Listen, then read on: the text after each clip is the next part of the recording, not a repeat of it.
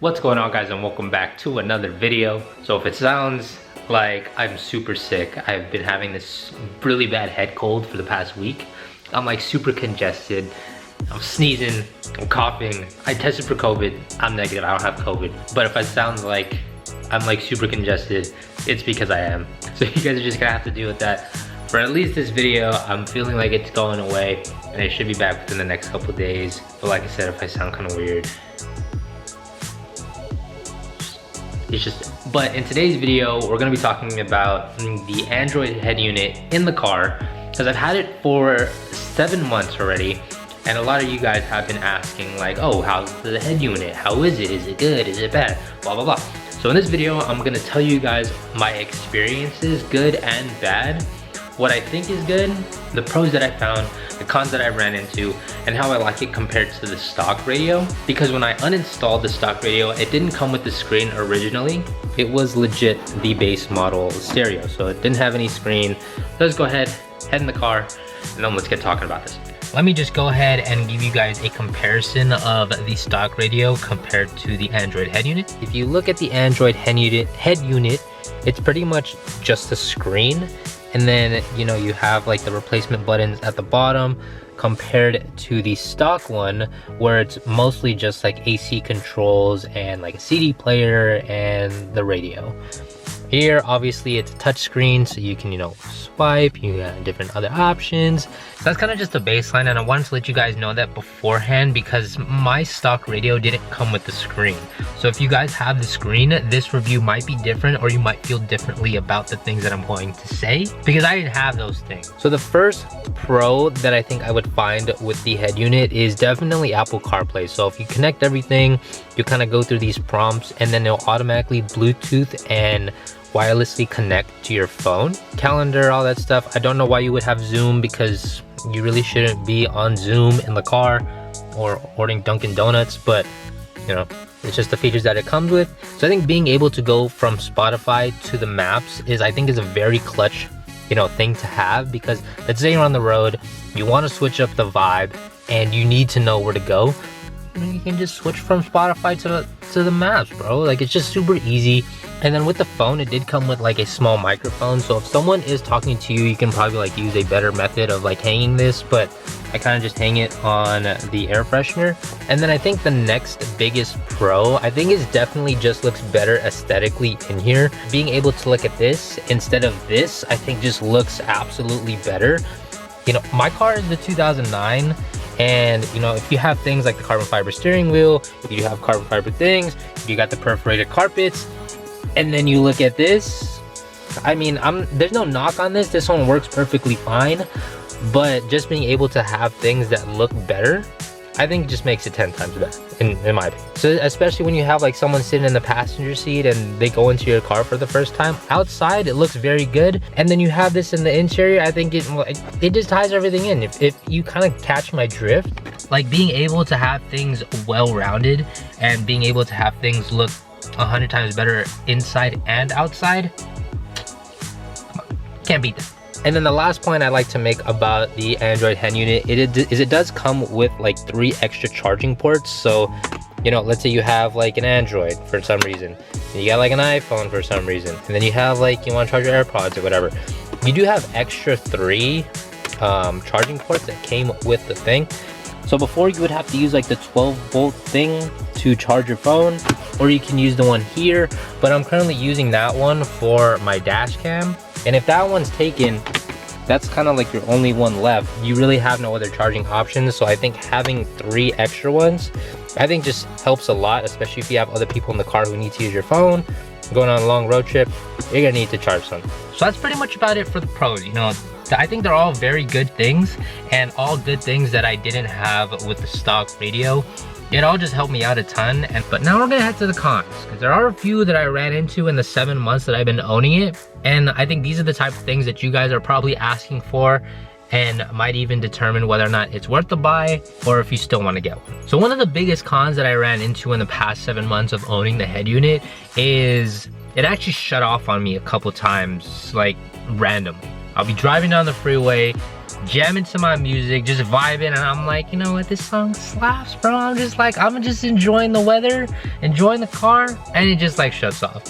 Nothing crazy. I'm not going like 100 miles per hour. I'm not using multiple controls. I'm not even touching it, and it just shut off on me. So what it'll do is when I'm playing the music, it'll show up like the Android like dude thing and act like it's booting up, like I shut it off or something, but I didn't touch anything. So the main fix, what I would have to do is there's like a reset right here. I don't know if you guys can see that, but there's like a mic hole right here, and then there's like a reset here. In my like ashtray down here, I always keep a thumbtack because it's the only thing that is small enough for me to press the button that's in there. And all the times that it's crashed on me, I always press that reset and it always just reset it back to normal. I have no idea why it does this, because I'm not saying it's frustrating because it doesn't happen very often, but when it does happen, it's very annoying. Because like, why would it crash? I think out of the 7 months, it's probably only crashed on me maybe about 3 or 4 times. So it's not like, oh bro, like it's crashing on me every week, that type of thing. It's very sporadic. I never know when it's gonna happen, but it does happen every so often. It's been pretty good for the last like month and a half or so. So I'm crossing my fingers it doesn't happen anymore, but that's like probably the biggest con that I ran into with the head unit. So moving on to the next con, as you guys know, I do not use my AC. And you're probably like, why don't you use your AC, bro? Like in the Bay Area, it doesn't really get too hot, but it doesn't even get like too cold. So there's no need for me to blast the AC all the time. And I don't want to waste gas, because gas is, as you guys know, it's pretty expensive, and using your AC, just use more gas. So gotta save some gas somehow. So with the head unit, these lights light up. Like let's say I want to use one of these controls. It won't tell me if it's on.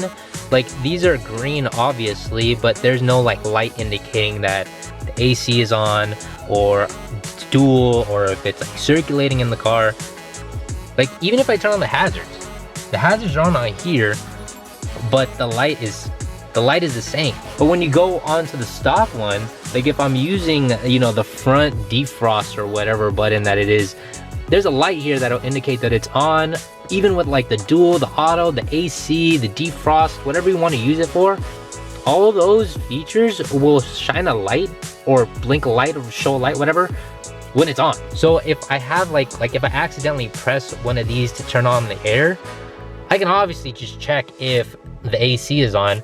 But with this one, if I accidentally press it, I'm like, oh shoot, I accidentally pressed it, the light's on, let me just turn it off.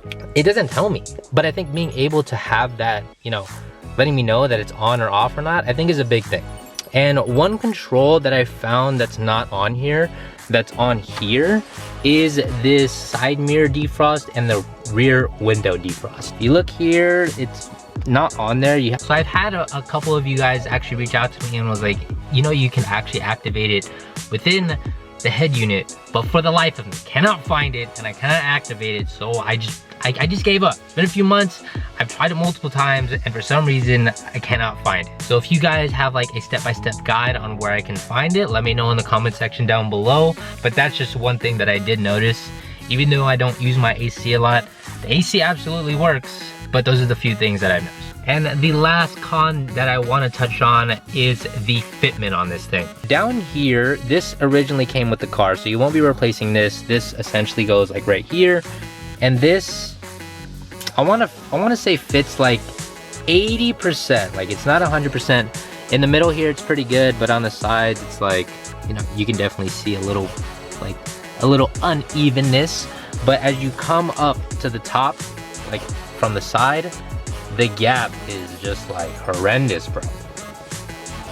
And before I bought this, they said that the 09 vents actually fit better than any of the other years. But I have a 2009 and the vent is still kind of bad. I'm sure you can add a washer in the back there, but I tried finagling it and tried to adjust it as much as I could. But for some reason, it just doesn't want to work with me.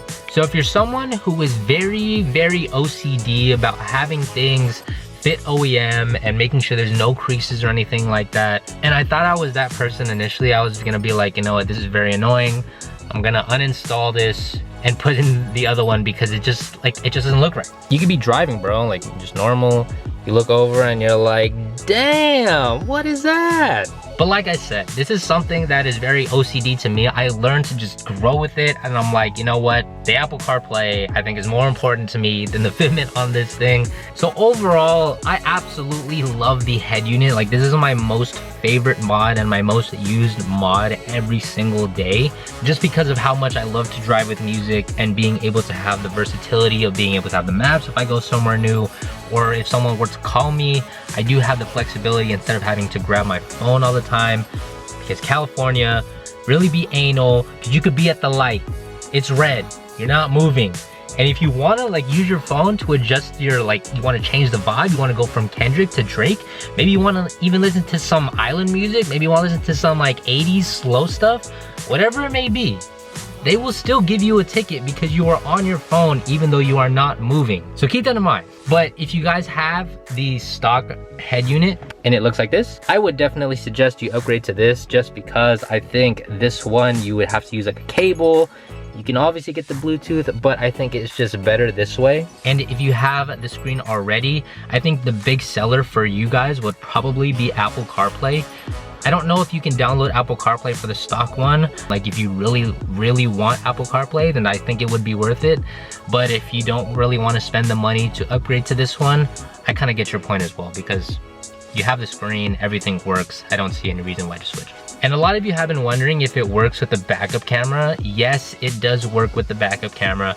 My car didn't come with it, so I didn't rewire it. I can't show you guys how it works. But I do remember that there being a section in the back of the head unit where you can reconnect your backup camera to the Android head unit. So that's gonna do it for today's video. If you guys found this video helpful, definitely give this video a big thumbs up. I hope this video kind of helped you guys weigh things, and just based off my experience, I think it was worth it. But some of you guys' priorities might be different than mine. If you guys aren't already, subscribe to the channel down below. Until next video, I'll see you guys in the next one.